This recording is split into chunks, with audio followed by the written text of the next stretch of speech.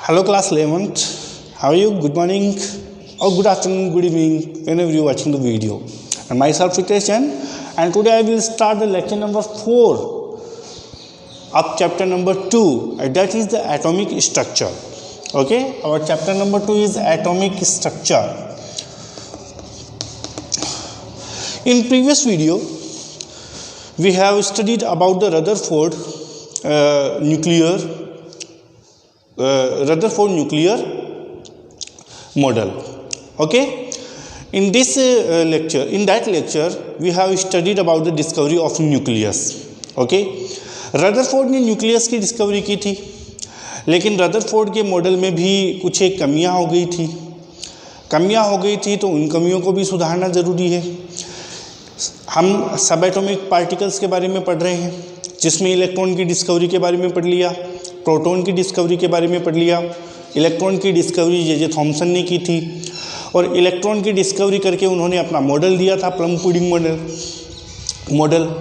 और इसी मॉडल के लिए उनको नोबेल प्राइज़ भी मिला था, हालांकि वो पूरी तरीके से फेल हो गया था, लेकिन क्योंकि उन्होंने एटम की एक बहुत बड़ी डिस्कवरी, तो मतलब इलेक्ट्रॉन की डिस्कवरी कर ली थी, तो उनको अपने मॉडल के लिए उनको नोबेल प्राइज़ मिला था। फिर गोल्डस्टीन आए, जिन्होंने प्रोटॉन की डिस्कवरी की।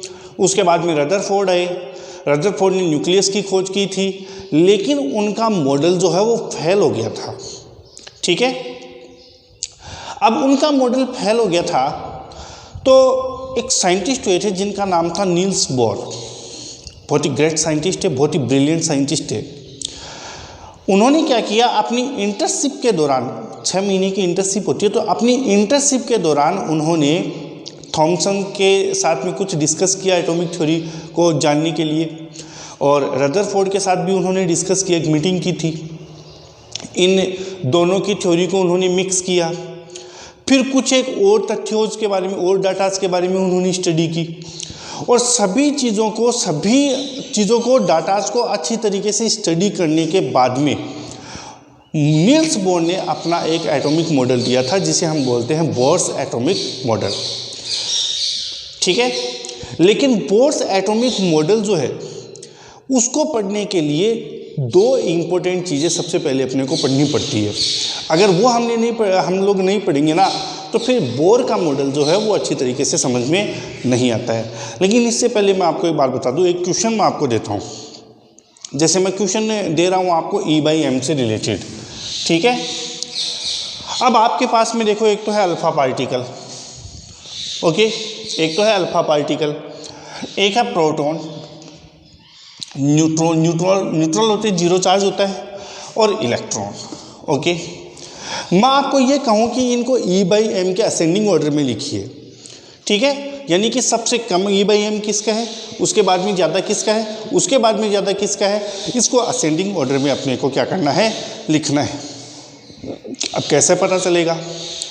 अब इसका पता करने के लिए सबसे पहले हम क्या करेंगे, इन चारों में से सबसे लाइटेस्ट पार्टिकल देखेंगे। Which particle are the lightest particle? All of them.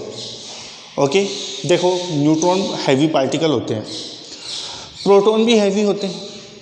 Proton electron से 1836 गुना हैवी होता है। भाई ये बात समझ लेना, प्रोटॉन जो है वो इलेक्ट्रॉन से 1836 गुना हैवी होता है। ठीक है, और रही बात अल्फा, जैसे कि मैंने लास्ट लेक्चर में बताया था कि अल्फा पार्टिकल जो होते हैं वो प्रोटॉन से भी 4 टाइम हैवी होते हैं। These are heavier than proton. How many? 4 times heavy होते हैं। और ये भी पता है कि अल्फा पर +2 चार्ज होता है, इसे हम हीलियम का न्यूक्लियस भी कहते हैं। तो अब मैंने आपको चारों चीज़ें बता दी, तो चारों चीज़ों में सबसे लाइटेस्ट पार्टिकल फिर कौन सा हुआ? इलेक्ट्रॉन हो गया। ओके, और इसकी यूनिट अपन मान लेते हैं 1। सपोज द यूनिट ऑफ मतलब मास की यूनिट अपन इसकी 1 मान लेते हैं, तो चार्ज मान लो 1 है, मास अपन 1 मान करके चल रहे हैं, तो 1/1 हो गया। इसका चार्ज तो 0 है, तो E/m यानी चार्ज अपॉन मास अपन 1 मान रहे हैं ना, तो 0 ही आएगा इसका। तो ये 0 आ गया, ये 1 आ गया। अब प्रोटॉन की बात करते हैं। अब मैं आपको ये कह रहा हूँ कि प्रोटॉन जो है, चार्ज अब प्रोटॉन जो है ना, प्रोटॉन वो 1836 गुना हेवी होता है, तो इसको अपन मान लेते हैं 1/1836 1836। और ये तो इससे भी 4 टाइम हेवी होता है, लेकिन चार्ज +2 है ना, तो 2/4 × 1836। अब देख लो, पता चला ना E/m किसका ज़्यादा होगा, सबसे ज़्यादा तो इसका हो गया ना, और सबसे कम इसका। ओके, तो लिखते हैं अपन असेंडिंग ऑर्डर में सबसे कम तो किसका हो गया, न्यूट्रॉन का। उसके बाद में न्यूट्रॉन का लिखने के बाद में देख लो ये आ गया दूसरे नंबर पर कौन, प्रोटॉन, दूसरे नंबर पर ये आ गया अल्फा, उसके बाद में प्रोटॉन, और उसके बाद में क्या आ गया, इलेक्ट्रॉन। ये असेंडिंग ऑर्डर हो गया E/m का, असेंडिंग ऑर्डर है ये। ठीक है, ऐसे क्वेश्चन नीट JEE एग्जाम में पूछे गए हैं और पूछे भी जा सकते हैं। ओके, इसको उतार लीजिएगा। अब देखो, जैसा कि मैंने कहा है कि नील्स बोर आए थे, उन्होंने अपना एटॉमिक मॉडल दिया था, लेकिन उन्होंने अपना एटॉमिक मॉडल दिया तो 2 चीज़ों को अपने को पढ़ना पड़ेगा। 2 इम्पोर्टेंट रोल है, ठीक है, उनके बारे में सबसे पहले डिस्कस करना पड़ेगा, जिसमें सबसे पहला तो है dual nature of electromagnetic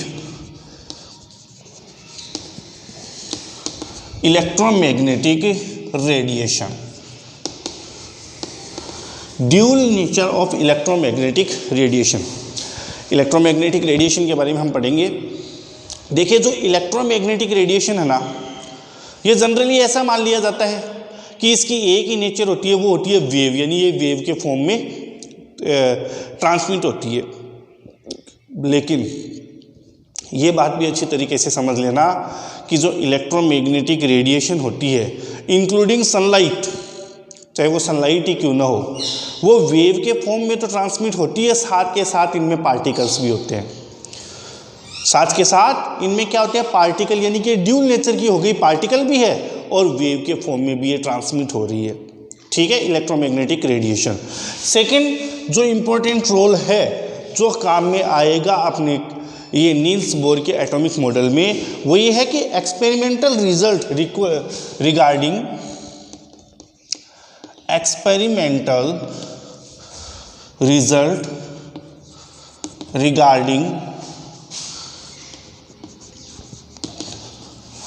atomic spectra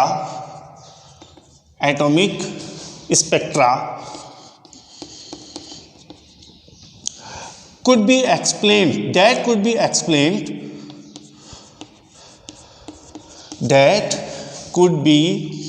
explained only using quantized energy level of atom। यानी कि एक तो ड्यूल नेचर अपने को पढ़नी पड़ेगी, समझनी पड़ेगी, और दूसरा अपने को ये क्वांटाइज्ड एनर्जी जो होती है ना, इसके बारे में स्टडी करनी पड़ेगी।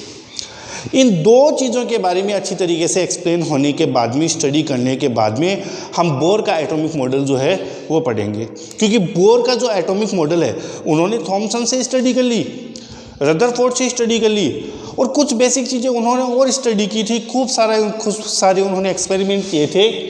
इनको अपने मॉडल में उन्होंने यूज़ में लिया था और अपना मॉडल दे दिया था। ठीक है, तो चलो हम लोग पढ़ते हैं। सबसे पहले चलते हैं dual nature of electromagnetic radiation, जिसमें मैंने आपको बताया था कि जो इलेक्ट्रोमैग्नेटिक रेडिएशन जो है वो पार्टिकल फॉर्म में भी होती है और वेव फॉर्म में भी होती है। तो सबसे पहले हम लोग ये स्टडी करते हैं कि what is the wave, wave क्या होती है, इसके बारे में चलो हम स्टडी करते हैं। ओके, इसको उतार लीजिएगा, समझ में आ रहा है ना बात। हाँ, what is wave.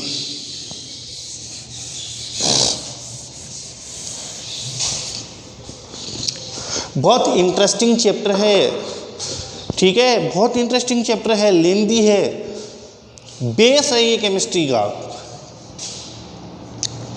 What is wave, अब देखो वेव क्या होती है, मैं आपको एक बात समझाता हूँ। देखो भाई वाटर है और वाटर में कोई पत्ता पड़ा है, लीफ पड़ी है, ये समझ लीजिए, और आप स्टोन है ना, एक स्टोन उठा करके वाटर के अंदर फेंकते हो, उसका इफेक्ट लीफ पर पड़ता है कि नहीं पड़ता? बिल्कुल पड़ता है, वो लीफ हिलने लग जाती है। इसका मतलब क्या हुआ कि आपने जो स्टोन फेंका है ना, वो एनर्जी ट्रांसमिट हो गई कहाँ तक? लीफ तक। लेकिन किसके माध्यम से?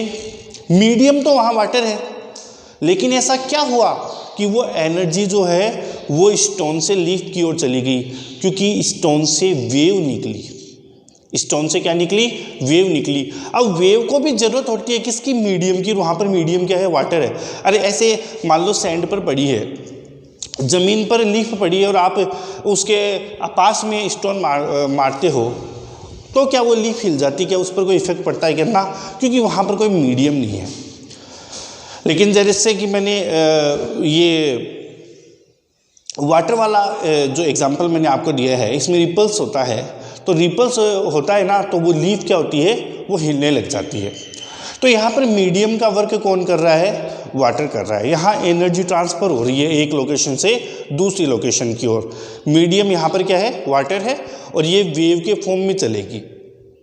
ओके, एक दूसरा एग्जांपल, जैसे मैं बोल रहा हूँ क्लास के अंदर, आपको आवाज़ सुनाई दे रही है, तो वो जो आवाज़ है वो भी वेव के फॉर्म में चलेगी, लेकिन आप तक पहुँचिए तो वहाँ पर मीडियम क्या है? एयर है। अगर पूरा का पूरा वैक्यूम हो जाएगा ना, तो पूरा का पूरा वैक्यूम हो जाएगा तो मेरी आवाज़ आप तक पहुँचेगी नहीं, वेव के फॉर्म में पहुँचेगी, और पूरा का पूरा वैक्यूम हो जाएगा तो आप तक आवाज़ पहुँचेगी नहीं। एक एग्जाम्पल और बताता हूँ भाई, रोप ले लीजिए और रोप को ऐसे झटका मारिए, तो वहाँ पर भी क्या निकलेगी? वेव निकलेगी कि नहीं निकलेगी? बिल्कुल वेव निकलेगी। तो what is the meaning of wave? Wave का मतलब ये है कि ये एनर्जी का ट्रांसफर है, ठीक है। Mode of transfer of energy, mode of यानी एनर्जी ट्रांसफर का एक तरीका हो गया है ये। Mode of transfer of energy from one location to another location through medium और स्पेस, यानी आपको एक मीडियम जरूर चाहिएगा, स्पेस चाहिएगा। हालांकि बहुत सारी घटनाएं ऐसी भी होती है जिसमें अपने को मीडियम की रिक्वायरमेंट नहीं होती है, ठीक है।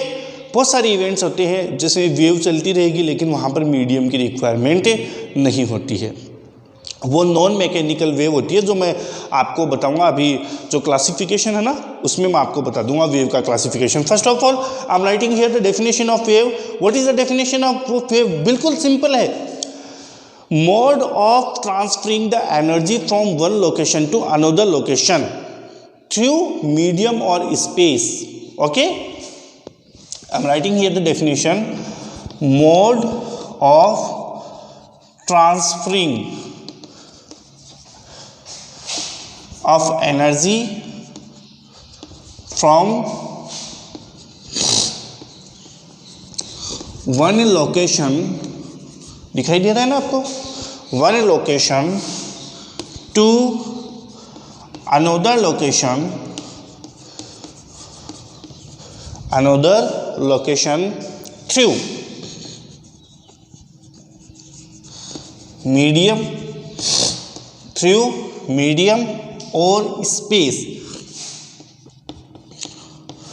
is known as wave, is known as wave।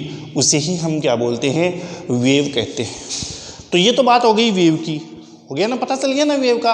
अब जैसे मान लो मैं एक बार वापस मैं आपको एग्जांपल बता रहा हूँ कि वाटर में लीफ पड़ी है, आपने एक स्टोन फेंका, स्टोन फेंकते ही क्या होता है कि उसका इफेक्ट लीफ पर पड़ता है। देख करके देख लेना, प्रैक्टिकल करके देख लेना, ठीक है। और वो लीफ हिलने लग जाती है, तो वहाँ क्या होता है कि एनर्जी ट्रांसफ़र हो रही है, कहाँ? स्टोन से लीफ की ओर, ओके, थ्रू मीडियम। और मीडियम क्या है? वाटर है। और ये एनर्जी है ना, ये वेव के फॉर्म के अंदर चलेगी, उसे हम क्या बोलते हैं? वेव कहते हैं, ठीक है। तो ये तो होगी वेव की डेफिनेशन, ओके। वेव की डेफिनेशन पढ़ने के बाद में हम देखते हैं कि how many types of wave, wave कितने टाइप्स की होती है, ओके। टाइप्स ऑफ वेव,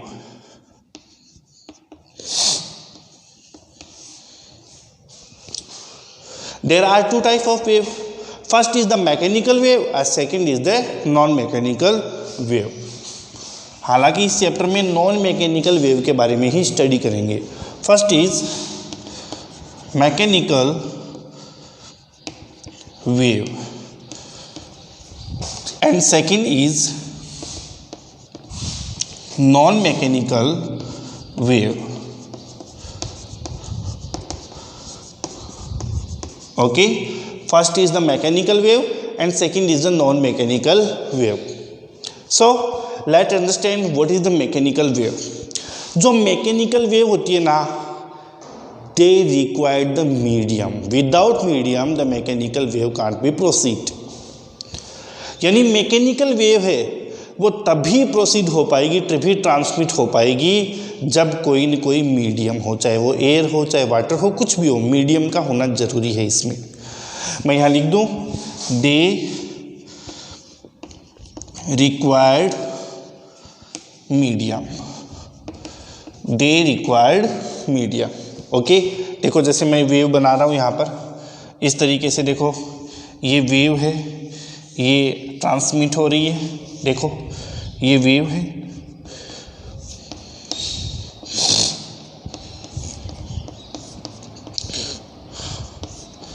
ठीक है, ऐसे ही तो निकलेगी ना वेव, अरे ऐसे ही निकलेगी ना, ये वेव है, ठीक है।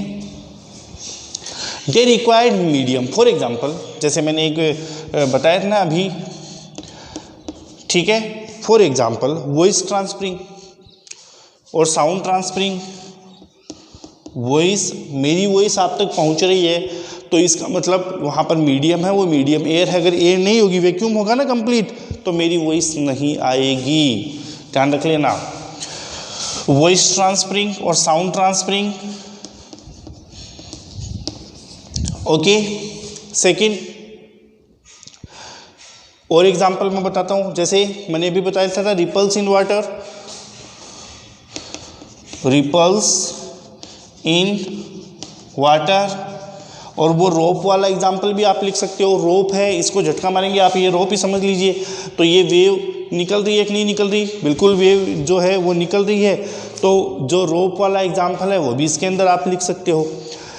तो this is the mechanical wave. Second, non mechanical wave. अब नॉन मैकेनिकल वेव जो होती है ना, they do not require the medium, बहुत इंपॉर्टेंट है, they do not require the medium. जैसे सनलाइट अपने पास में आ रही है, ये वेव के फॉर्म में चलती है, यहाँ पर इसको मीडियम की जरूरत नहीं पड़ती, अपने तक पहुँच जाती है ये, ठीक है। तो सनलाइट आ रही है ना, इसको मीडियम की रिक्वायरमेंट नहीं होती है, ठीक है। This is the non mechanical wave. ऐसे देखो, इसमें भी दो टाइप की वेव आ जाएगी, जिसे हम इलेक्ट्रोमैग्नेटिक वेव बोलते हैं। इलेक्ट्रोमैग्नेटिक वेव का मतलब हो गया कि इसमें इलेक्ट्रिकल कंपोनेंट भी होता है और मैग्नेटिक कंपोनेंट भी होता है, और ये एक दूसरे के परपेंडिकुलर होते हैं। देखो मैं इसको बना रहा हूँ, जैसे ये हो गया एक, तो ठीक है,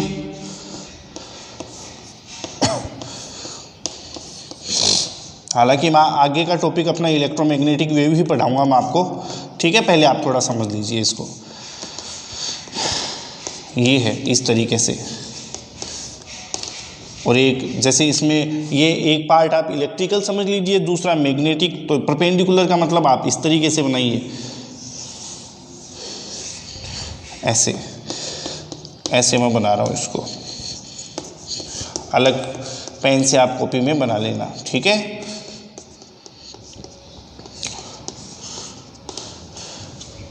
ठीक है, तो ये जो होती है ना, ये नॉन मैकेनिकल वेव होती है। दे डू नॉट रिक्वायर्ड, इधर लिख रहा हूं मैं, दे डू नॉट रिक्वायर्ड क्या, मीडियम। इन्हें मीडियम की रिक्वायरमेंट नहीं होती, बहुत सारी होती है जिसमें हम पढ़ेंगे इस चैप्टर में, ठीक है। जैसे एक्सरे है,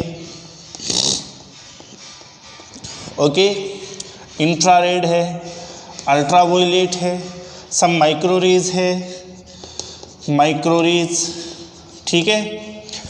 तो ये सारी की सारी जो रेज होती है ना, इनको मीडियम की रिक्वायरमेंट नहीं होती है। ओके, तो इनको हम बोलते हैं नॉन मैकेनिकल वेव। और इस चैप्टर में नॉन मैकेनिकल वेव है, इसकी स्टडी हम लोग करने वाले हैं। इसको उतार लीजिए फटाफट, इस टॉपिक को पहले आप, है ना, फटाफट उतार लीजिए, इसको उतार लिया। चलो ठीक है, now we will study about the electromagnetic wave. What is the electromagnetic wave?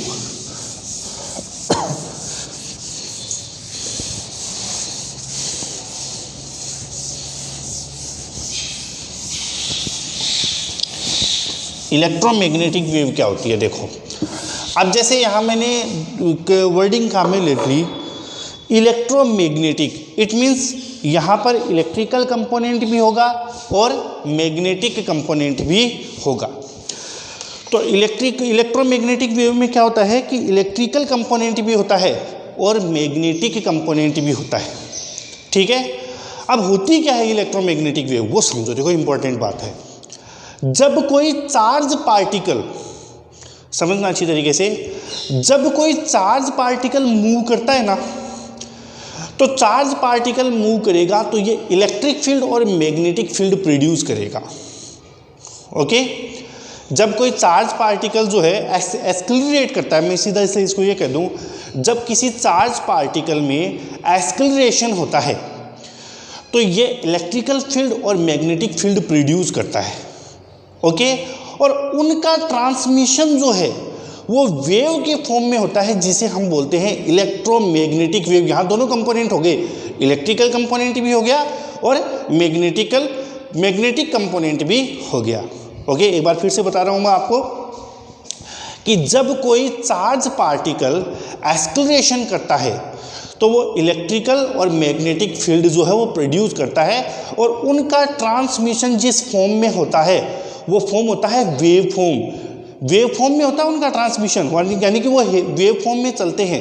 ठीक है, तो इसको हम बोलते हैं इलेक्ट्रोमैग्नेटिक वेव। और एक बात और बताऊं कि इलेक्ट्रोमैग्नेटिक वेव जो होती है ना, वो एक दूसरे के परपेंडिकुलर होते हैं। वो कैसे परपेंडिकुलर होते हैं, देखो मैं आपको बताता हूँ। ठीक है, इस तरीके से मान लो ये वाई डायरेक्शन है और ये जेड डायरेक्शन है। ठीक है, ये एक्स डायरेक्शन है और ये जेड डायरेक्शन आप मान लीजिए। ठीक है, अगर मैं डिस्टेंस की बात कर लूँ तो ये तीनों ही एक दूसरे के परपेंडिकुलर होते हैं। ओके, चलो पहले तो मैं बनाता हूँ इसके अंदर, ये है, सपोज करो ये है इलेक्ट्रिकल वेव। ठीक है, ये इलेक्ट्रिकल वेव है।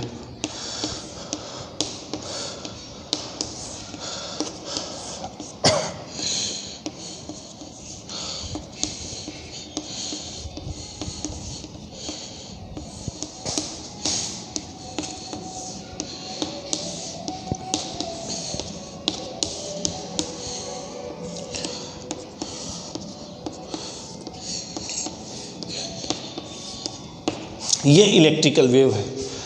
अब परपेंडिकुलर का मतलब ये हो गया कि यदि ये इलेक्ट्रिकल वेव इस तरीके से है ना, तो मैग्नेटिक वेव इस तरीके से होगी। परपेंडिकुलर का मतलब इस तरीके से, देखो मैं ये बना रहा हूँ। ठीक है, ये देखो,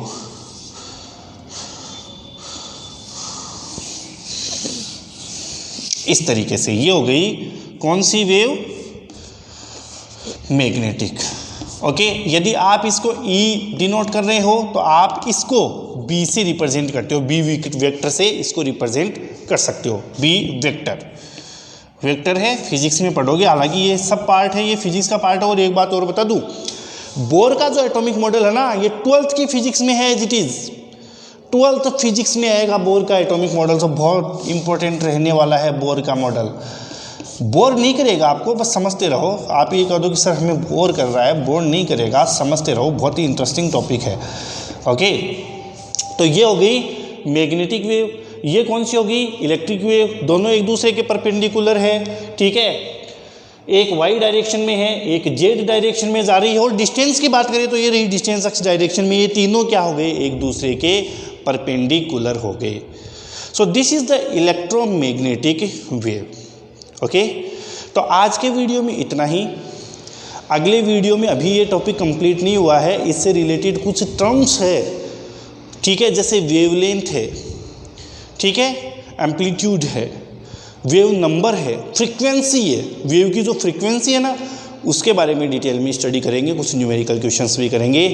तब तक के लिए इजाज़त दीजिए मुझे और वीडियोज़ को अच्छी तरीके से देखते रहिए। और एक बात और बता दूं, अगर आपको नील्स का एटॉमिक मॉडल पढ़ना है ना, नील्स बोर का एटॉमिक मॉडल, तो फर्स्ट 2 लेक्चर को पढ़ लेना अच्छी तरीके से, क्योंकि उन्हीं में ही उन्होंने तो संशोधन किया है, सुधार किया है। तो अगला लेक्चर पढ़ने से पहले आप पहले के 2 लेक्चर और इंक्लूडिंग दिस लेक्चर, ओके, अच्छी तरीके से अगर नहीं पढ़े हैं तो पढ़ लेना। Okay, thank you so much.